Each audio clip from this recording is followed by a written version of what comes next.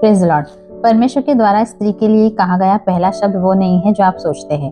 उत्पत्ति के 2 अध्याय और 18 वचन में परमेश्वर ने कहा कि मनुष्य का अकेला रहना अच्छा नहीं है, इसलिए मैं उसके लिए एक सहायक बनाऊंगा। सहायक, ये सुनने में बहुत ही साधारण लगता है, लेकिन इसका अर्थ इससे बिल्कुल अलग है। हिब्रू में इसका वाक्यांश दिया गया है एजर नाम से, और इसका मतलब कोई साइड किक या फिर दूसरा ऑप्शन नहीं है। इसका मतलब है बल, शक्ति और उपस्थिति। अनफॉर्चुनेटली इंग्लिश में इसका अर्थ बहुत ही साधारण है।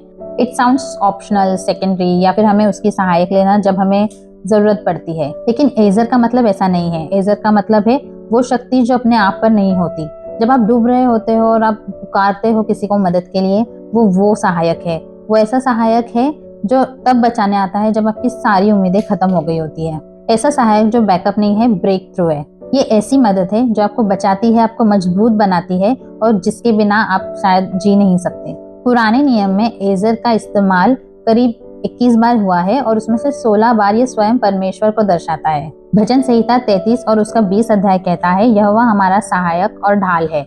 उसी तरह भजन संहिता 70 अध्याय और 5 वचन में लिखा है, तू मेरा सहायक और छुड़ाने वाला है। व्यवस्था विवरण और उसका 33 अध्याय और 29 वचन में लिखा है, वह तो तेरी सहायता के लिए तेरी ढाल है। स्त्रियों के लिए इस्तेमाल किए जाने वाला शब्द खुद परमेश्वर के वर्णन के लिए प्रयोग किया जाता है। स्त्री को बनाया गया था छुड़ाने के लिए, साथ खड़े रहने के लिए और हिम्मत देने के लिए, जैसे कि खुद परमेश्वर करते हैं।